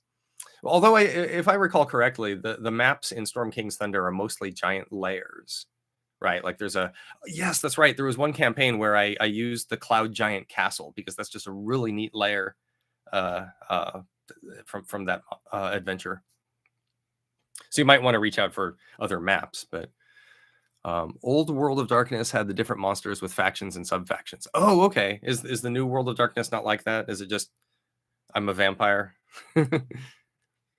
Thinking of Nick Cage running down the street. I'm a vampire. I'm a vampire.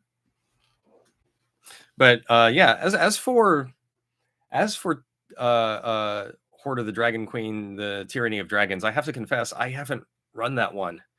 I haven't even read it. It's on my shelves, and I haven't even touched the thing. I've neglected my Tyranny of Dragons adventure book. It's one of all too many books which I've just glanced at or just used one or two things from. But in the case of Tyranny of Dragons, I haven't even used anything from it. I've barely cracked the spine open, right? Like I just have it because it's one of the modules. Just different factions. Oh, okay.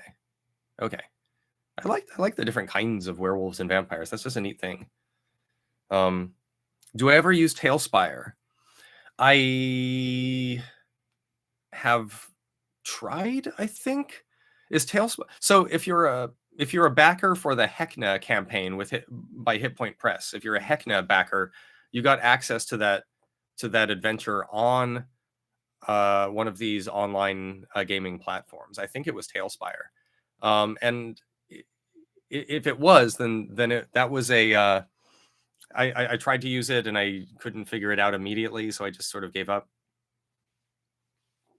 But I use Roll20 most of the time. I used to DM in person before COVID, of course, but But as soon as COVID hit, I went on Roll20, and once I discovered the ease and the customization that Roll20 offered, especially with music, right? Just being able to upload, the MP3s after I edit them and do stuff to them and just have them there. And also being able to play multiple MP3s at once. Oh, that's so great. I used to have to take the atmospheric sounds and put them into the sound file if I wanted the music and the atmospheric sound effects to play at the same time, and then play that on my phone, if I was playing in person and wanted the right sort of soundtrack with both music and atmospheric effects. With the Roll20 audio options, you can just play multiple MP3s at the same time. It's great. That means you don't have to have 9 different versions of this one tune with 9 different, atmospheric effects, or vice versa. So I mostly do Roll20. I know that there's I think World Anvil is like a map making thing.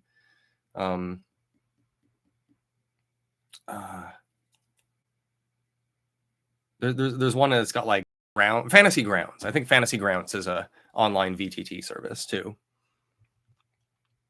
Have I played Duran Card asks, have I played 4th edition D&D? It was my favorite edition because combat is my favorite pillar of the game, and it had a lot of class diversity. I hope they bring back Paragon, Paths, Epic Destinies. Yeah, I played in one session of a 4th edition game, and it was fun. It felt very much like playing a tactical board game. I felt kind of like I was playing chess, because everything was very focused on the map, and how many squares away things were, and also the fact that spells were on this kind of, or powers, I guess they call them, but your abilities, they could be triggered by other things, right? So it's like I play this, I cast this spell, so now whenever anyone does this other thing, then this thing goes off, and you could chain those, which, as long as that's the game, that's kind of neat. I felt as though maybe there wasn't as much role play and exploration, but I also felt that was a contingency of my DM and not necessarily part of 4th edition. Yes, it was fun. I think I do follow Matt Colville's advice of occasionally browsing through 4th edition monsters and taking an ability or two from them and putting them in a 5th edition monster. I think that's good practice, good DM practice. Do I play chess? I did for a long time. I know how. It's a game that I can play, but I don't. I no longer make a habit of playing chess. Just happen not to. I guess there's only so many games I play, and I'm already hip deep in. Yeah, there's this interesting discourse I've seen online of people saying that 4th edition isn't as bad as it was reputed to be by some. I never had a dog in this fight, having not played enough 4th edition to really have a settled view on it. I played 3.5, Pathfinder, that stuff. Played 2nd edition. I haven't actually played 1st edition or OSR, or any of those things, and I probably should. But yeah, there's this discourse where a lot of people are saying we should give 4th edition a chance, stuff. And I wonder to what extent YouTube and YouTubers are influential in this. Certainly Matt Colville has said some positive things and criticized a lot of what he called the shibboleth of saying that 4th edition was bad. There's a saying on the internet that if you give 5th edition players the opportunity to change the game, they'll reinvent 4th edition. Yes, and there's some discussion about what direction 1D&D is going exactly, right? So it looks like with that as it develops, 1D&D is becoming quite feat heavy, right? Feats are much more important to the future edition of D&D than in 5th edition. In 5th edition was designed to work without them. It was designed to work without them, in the same way that it was designed to work without magic items. You could play 5th edition without any feats or magic items. It'll be perfectly balanced. So the fact that feats are required in 1D&D means that the backwards compatibility is going to be funny, at least. So I was actually wondering whether in designing 1D&D the team at Wizards was actually remaking third edition, right? Because when I see how central feats are to 1D&D, my mind immediately goes to when I see how central feats are to 1D&D, my mind immediately goes to how third edition had a million feats, and how feats were so crucial, and how the melee classes, they didn't have spells, but they got lots of feats, right? And I'm wondering, are we going in that? Are we doing that again? Is that what's happening?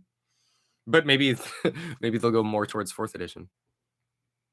What do you think of the Stranger Things and its representation of D&D creatures? Oh, Stranger Things was a fun, it was a really fun sci-fi horror series whose homages to 80s culture, occasionally borderline on plagiarism, but it was fun. I liked the first season of Stranger Things. I'm going to say something very unpopular right now, which is that I didn't really like any of the other seasons. I didn't even watch the most recent one, and it's not because I'm a curmudgeonly grouch or anything like this. I don't think I would have enjoyed what it was about. The thing was, here, let me explain. The first season of Stranger Things, it had me on the edge of my seat because I had no idea what was happening. I mean, I knew what was going on, but there was a mystery that needed solving, right? I didn't, in that episode when they fished out the body from the creek and they pronounced Will Byers dead, and Winona Ryder's character was saying, "That's not my kid," right? At that moment in the series, when you were watching it for the first time, it was perfectly believable that Winona Ryder's character had just lost it, and that really was Will Byers and he was really dead. There were still questions, but it's like, you did not know if Will Byers was dead or alive.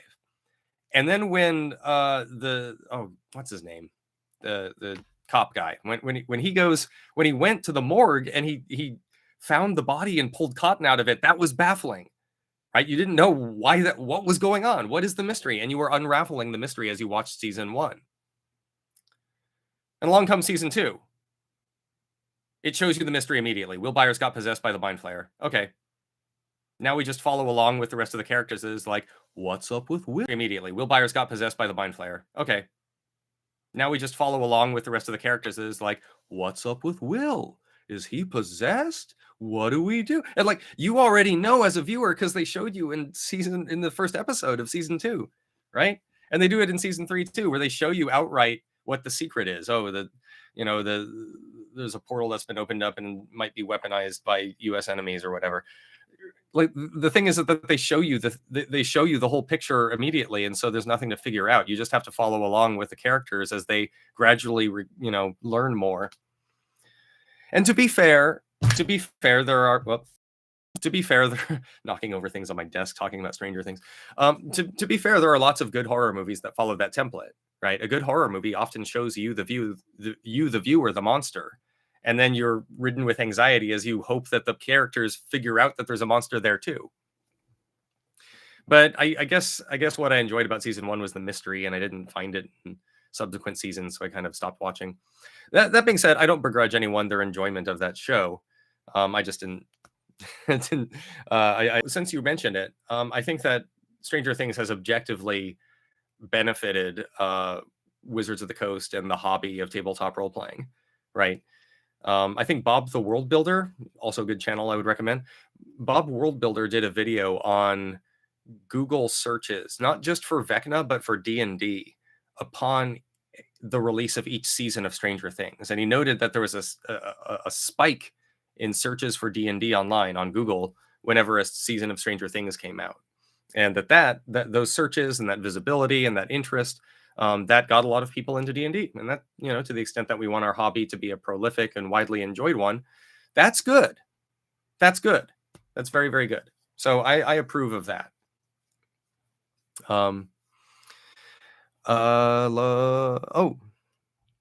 Any thoughts for updating second edition Ravenloft Adventures for 5th edition? Yes.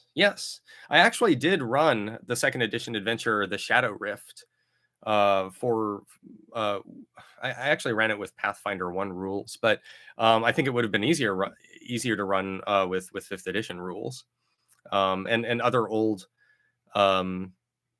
One that I would be really interested in from second edition is the one that takes place in Lamortia, where the player characters get kidnapped by Victor Mordenheim, or in this case, it would be Victra Mordenheim, and they're given the bodies of flesh golems.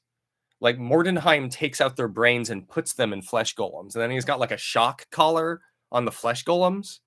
And so the PCs are in this situation where their brains are puppeting these hulking, monstrous flesh golem bodies, and they have to do what Mordenheim says. And Mordenheim says, "Get your flesh golem bodies out there and get me some other body parts," or whatever he wants. I can't remember what he wants, but that would be an interesting one to try to adapt for 5th edition, because you'd need to navigate around the puzzle of giving the players new stats. This is the thing that I'm against, right? Like, you should never.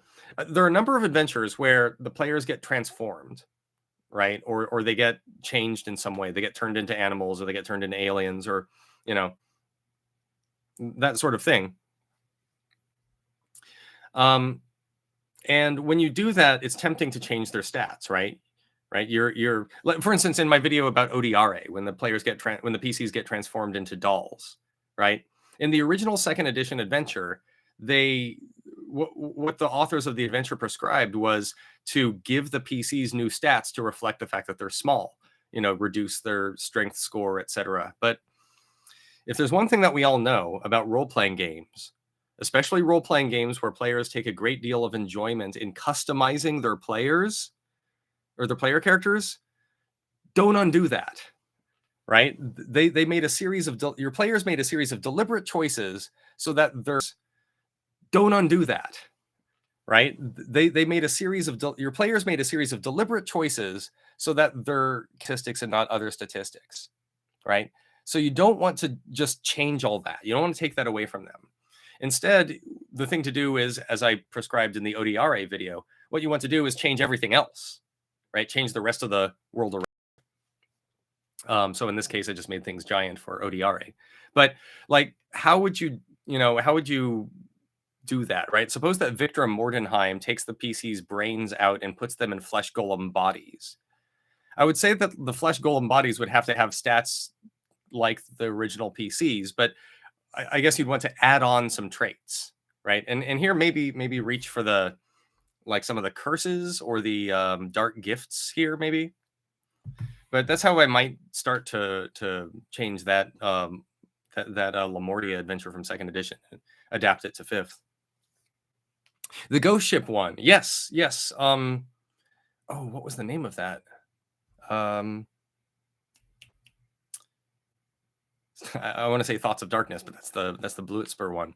But yeah, there's a ghost ship one that would be fun to. I'm gonna have to turn to that one and reread it anyway, because when I do a video on the Sea of Sorrows, that's going to be a necessary point of reference.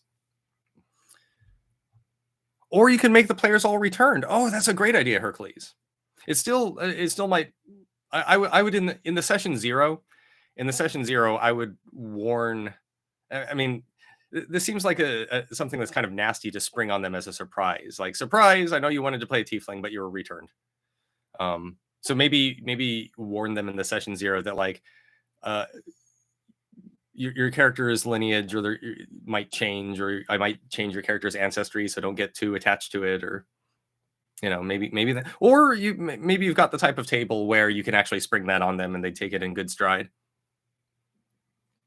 Always buff, never nerf. Yeah, player. If you want your players to be happy, don't give them penalties because you think it makes the story cool. Because I trust, even if the players appreciate the story, they're not going to like the nerf. Instead, do what was mentioned earlier in the stream, right? Give them a buff and just call it a nerf, right? You are afflicted with a curse. The curse is that you have to shoot fireballs every few minutes, or but the idea is that like you could present them as a power, present them with a power or an ability, but sort of frame it as being like the sort of thing that they wouldn't want. Maybe make it gross but mechanically powerful, something like that. Make them big meat suits with rage always turned on. And if they die, they are in the golem. Oh, okay. Yeah, that's also a cool way to fail forward. If you have a TPK, just have the players all wake up and they were their bodies were recovered and reanimated by a mad scientist who now has like collars on them and tells them to go to the graveyard and get more bodies or something. I run 7 games a week now. Wow. All my players play happy. Well, you should be proud of that. You should be proud of that. I think it's important to remember that at the end of the day, the goal is to have fun. Not just for your players, you should have fun too. But the goal is for the entire table to have an enjoyable experience. And I'm willing to bend most aspects of the game to that end. Fun doesn't mean without a challenge. Fun doesn't mean without certain disappointments and downbeats peppered in. But certainly the goal is to play an entertaining game. So good on you. I think I've covered. Let me see. Did I have any other questions that people emailed me? Oh, monsters I like. Oh, here's a comment though. I have a homebrew third-party book recommendation. Valda's Spire of Secrets. It doesn't have much for campaigns, but the spell and class resources are awesome. Oh, cool. Well, I am going to write that down. The Valda's Spire. Yes, I do have a Discord. I'm planning on sharing it later this year. The problem is finding people who will help me run it. I've got one intrepid friend and helper who's an admin, but I need to find more admins. And once I've got enough admins, then I can open the gates and let everyone join the Discord. It has some tiers in it already because I'm planning on also starting up a Patreon. If I can, hopefully at the end of this year, if not, then certainly the first month or beginning of next. Volunteers or paid? Volunteers for now, just because I don't make any money from YouTube or anything, and the amount of there's no cash coming in from the few products I've written for the DMs Guild either. I'm working with adjunct wages here, so I can't really pay anyone as an employee. Not yet, you know. That being said, I'm planning on doing this is further in the future, but next year, like next December, if all goes to plan, then I should be doing a starter for a book, which is the book of the King in Yellow role-playing game thing that I'm working on. And if that comes to light, then I will hopefully use that money to start like a book company, and then I can pay people and all that. Although it'd be nice if it was a co-op, like other creators can get on. But you're a paid DM, so okay. If you're a paid DM, then you better have happy players. At that point, it's like they're not just your players; they're like your customers. So it may not involve any different sorts of demands, but those demands are much more serious. Oh, cool. Well, let me send in Bildo if so. Please do send an email. There's you can send an email there, and we can get in touch and start talking. That'd be great. That'd be awesome. Not sure if this was covered. I'm late to the party. Welcome to the party, Man and Monkey 2030. Welcome to the party, Man and Monkey 2030. But interested in your thoughts on tier 3 and 4 in Ravenloft. Oh yeah, clients. Tier 3 and 4 in Ravenloft. I've run a tier 3 and 4. I've written a tier 3 and 4 adventure. It's going to feel much more fantastic, right? If you have players that are above level 12 in Ravenloft, especially if their whole adventure is leveling up from 12 and going up higher, the adventure is going to feel like high fantasy. So I imagine you'll want to pick a domain where high fantasy is allowed. Certainly something like Clore is one. I think Kalakari is perfect. I mean, I wrote the Adventure of Phantasms of Sri Raji, which is levels like 13 to 20. And believe me, once player characters, I just finished running that a few months ago, and once player characters reach like level 18 and they're casting, Disintegrate and doing hundreds of hit points of damage and stuff, what's really important to do is make sure that the monsters are challenging. If the monsters aren't challenging, then they're definitely not scary. And if you want the your adventure to feel like Ravenloft, you need them to feel scared every now and then. So one thing I found myself doing is tripling, if not quadrupling, the hit points of most of the monsters, even if they were upper level monsters. Even if we're dealing with like dragons, Draco liches. I had a gem dragon that was reflavored, like reskinned as a Naga, like a super type of Naga. Well, one thing I did is actually had a pair of Nagas, spirit Nagas, that were chasing the party. And the party killed them, of course, because they're monsters, and that's what you do with monsters in Dungeons and Dragons. But Naga reincarnate. And when they reincarnate, they grow to adult size pretty quickly, and they remember who killed them. So there were these Naga that would not only get killed over and over, but I introduced the mechanic of them getting stronger each time. So that after they were killed maybe the fourth time, they were coming back as reskinned like adult gem dragons with all the trappings and stuff. And I found myself like doing that a lot is taking high level monsters and reskinning them and send loft as possible. You'll want to pick a domain that is compatible with high fantasy, and you'll want to reach for very high CR monsters, and don't be afraid to double their hit points or more. I guess as far as the Ravenloft adventures I've presented on this channel are concerned, Chlor was a high level adventure. Darkon was a high level adventure. What other ones were there?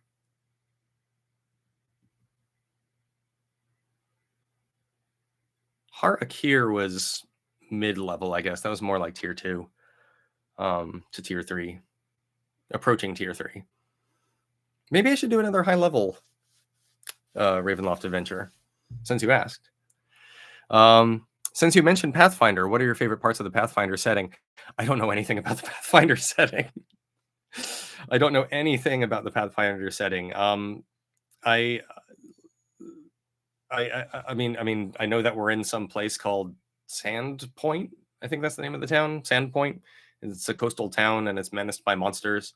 But I actually don't know anything about the setting itself. Like, I was surprised that it had a setting. Apparently, it's got like a canonical Pathfinder first edition world with all kinds of events, and there's a meta plot where the adventure and what goes on in the world changes, like in World of Warcraft and stuff. I was surprised to find this. How do you feel about having PCs play using the survivor stat blocks in Van Richten's Guide to Ravenloft and using sidekick classes from Tasha's? Would this avoid high fantasy magic PCs? Different questions. So I love the survivor stat block. It is a little odd because D&D is a game about killing monsters in a fantasy setting, so it felt like they were trying to like that stat block felt like it walked in from another game. Like it belongs in Call of Cthulhu or something, and it just sort of walked in and it's like, hey, how do you do, fellow PCs? But I think that stat block can be very, very, very useful. In fact, the domain... Oh, you know what? I can't believe this. So one of the first questions someone asked on this stream was, have I designed a domain of dread? And I said no. And now I'm just remembering that, yes, I did. And it's going to be in the book that I'm releasing. I have this domain called Camp Silver Lake.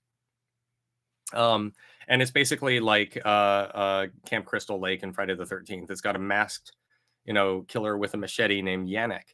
And I advise in the adventure I wrote for that domain, I advise DMs to use the survivor stat block, or at least keep PCs at level 1.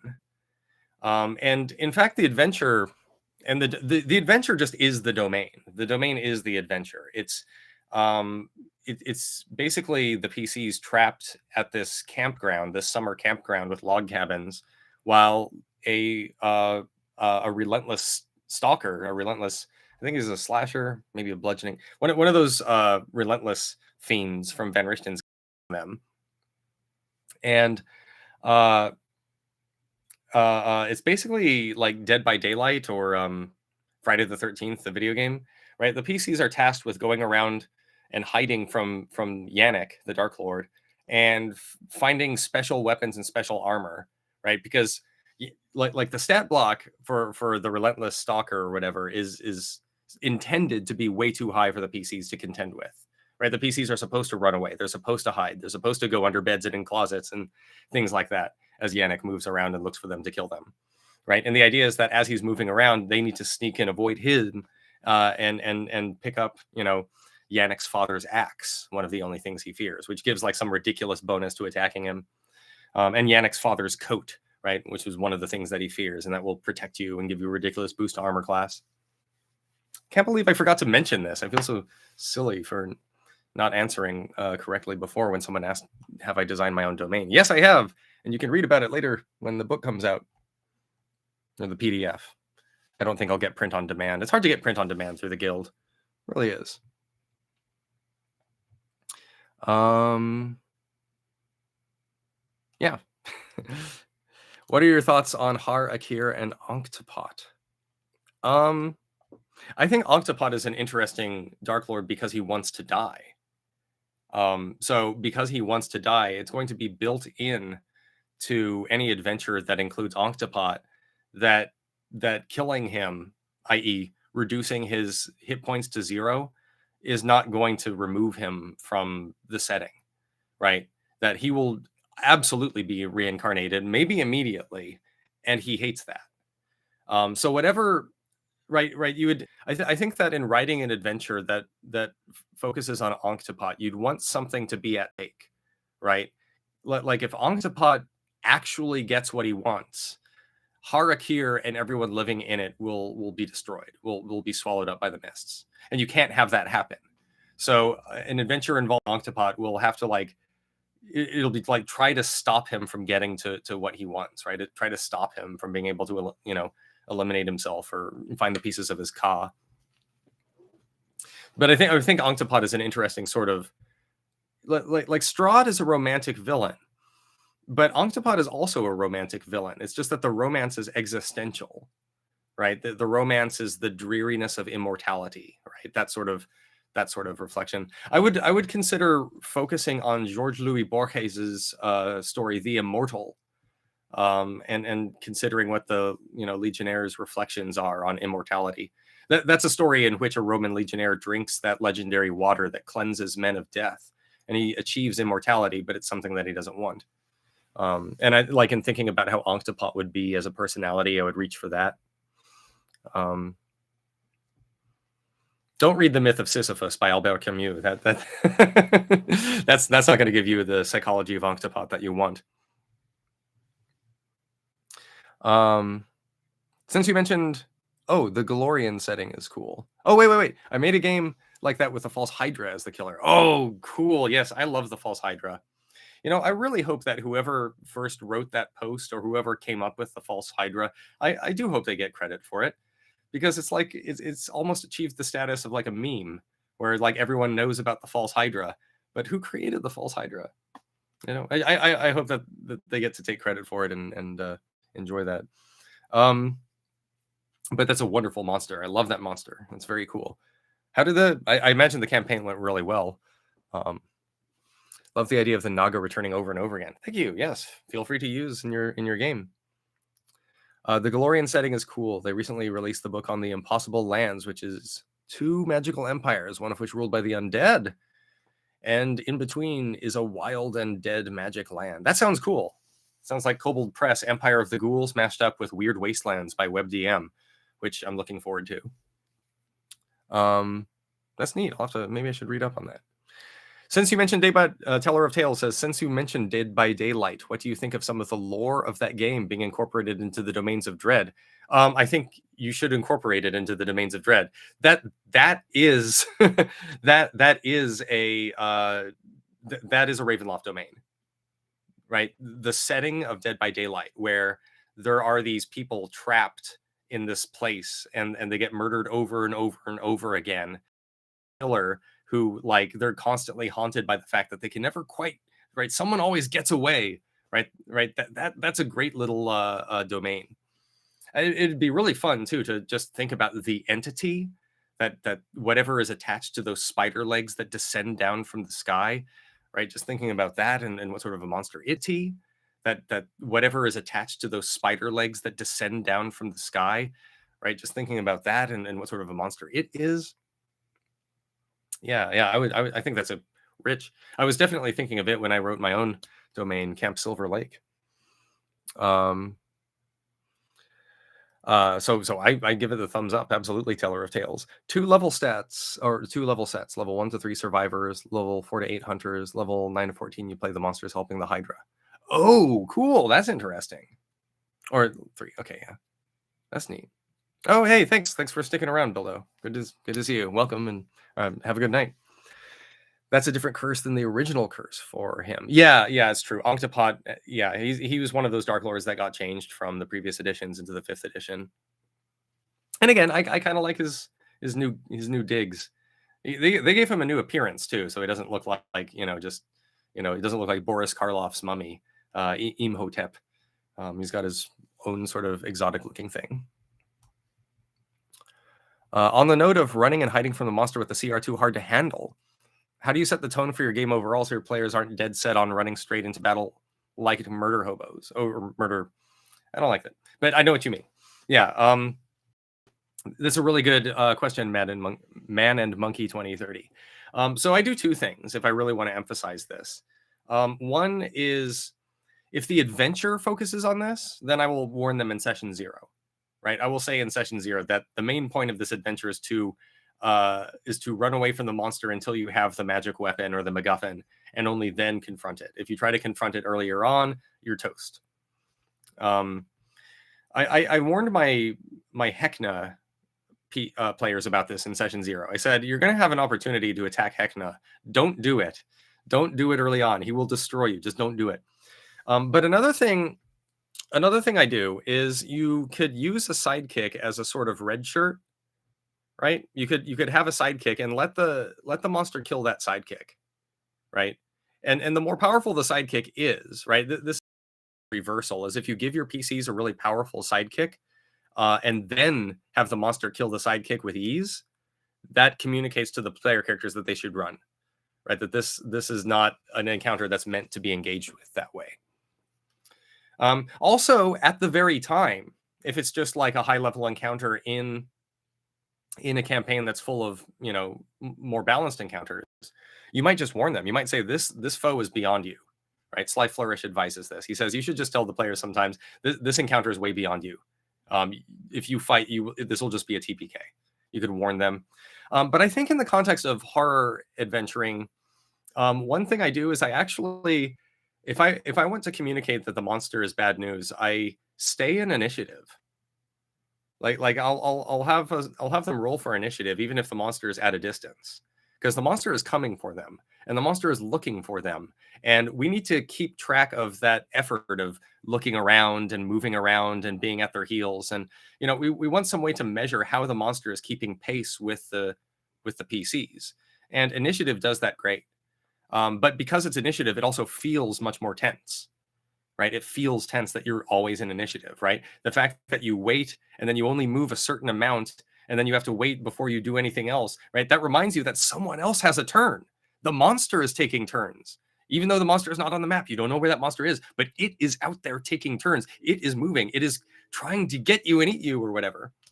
I think a good trick is, in other words, is stay in initiative. If you want to emphasize that this monster is scary and it's hunting them and it's looking for them, right? Don't just go to initiative, when the monster happens to be on the map or whatever. Stay in initiative, right? And keep track of the monster's movements, behind the screen or whatever. That's a trick I would advise or share. Thoughts on firearms and games? Depends on the setting, of course. I'm running Spelljammer, so of course high-tech laser weaponry is great. In fact, in my own Spelljammer campaign, my PCs have these guns called Frasers. They're called Frasers. Like you can set your Fraser to, stun or to, right? And when you fire the Fraser, it goes Niles. But I think that I think that firearms are fine, but they definitely communicate something about the world, right? You can't just introduce firearms and have everything else be medieval, Dark Ages Europe, right? That won't work because, like, if there's firearms, then that means that there's foundries. That means that people are working with saltpeter and they're making gunpowder. That means that you're going to have, some level of industry, proto-industry. So you'll want to make sure to add that stuff if you don't want to just make it magic. Have I looked at House of Lament in Van Richten? Oh, I'm running a campaign in NVIDIA right now. Where do I find inspiration for? Okay, so these are a few different things. Okay, so I'm curious about NVIDIA. That's one I haven't written about yet, and well, I'm interested in. I'm excited to put my brain on that one and try to write an adventure for it. I'm curious as to what you're doing in there. And where do I find inspiration for my domain? Well, I guess in the case of Camp Silver Lake, I just thought, what's odd is you're reading that cool chapter in Van Richten's Guide to Ravenloft where they've got the different genres of horror, right? And you get to slasher horror, and you're like, sweet, yeah, slasher horror. That's a whole genre of movie, like Mike Myers and Halloween and stuff. Where's the slasher horror domain? And you have Valachan. Valachan is definitely a slasher horror domain, but it's got other things mixed in with it. Cool things. But you'd think, oh, well, surely there should be another one, right? And I realized, oh, there isn't really like an 80s slasher domain. There isn't one. It just seemed missing. So I wrote one up, and that's Camp Silver Lake. I'll do a video on it too before the year is through.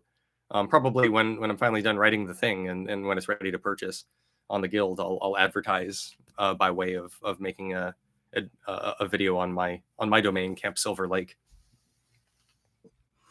Yeah. Thanks. I'm glad that Stay in Initiative is you find that useful. Yeah. House of Lament and Van Richten's Guide to Ravenloft. I confess I haven't even read it yet, and I know I'm supposed to because I'm a Ravenloft guy. But I actually haven't read it yet or run it. I'm excited. I see that there's a seance in it, and that it's very ghost heavy.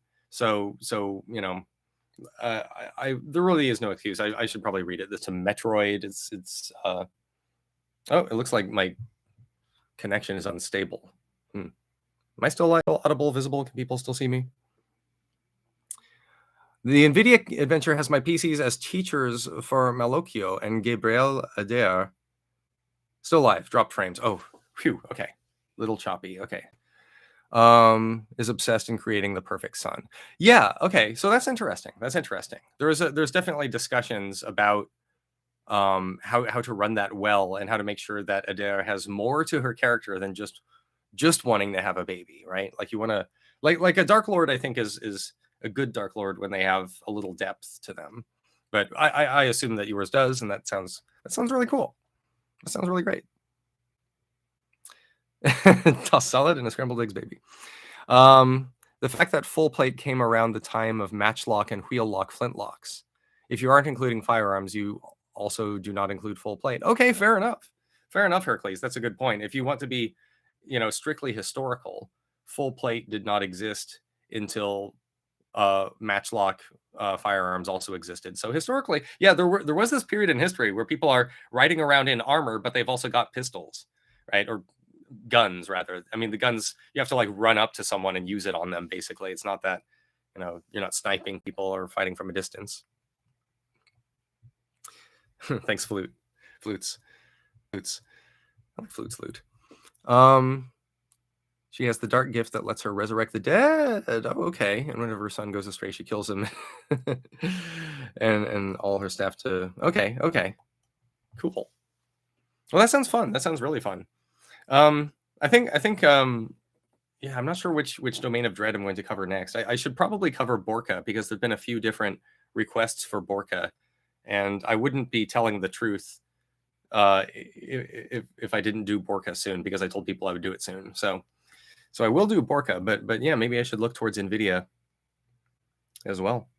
Well, it looks like we've been live for a couple of hours, so this is really fun, really great. I hope this is enjoyable to watch later. Any last questions anyone has that I should mention before we adjourn?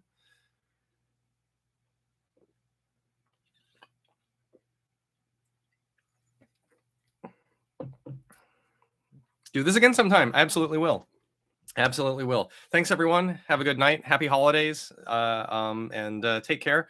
Uh, keep on the lookout for more videos this month. I'm going to at least upload one more, and also later this month I should be done with the Van Richten's guide for everyone.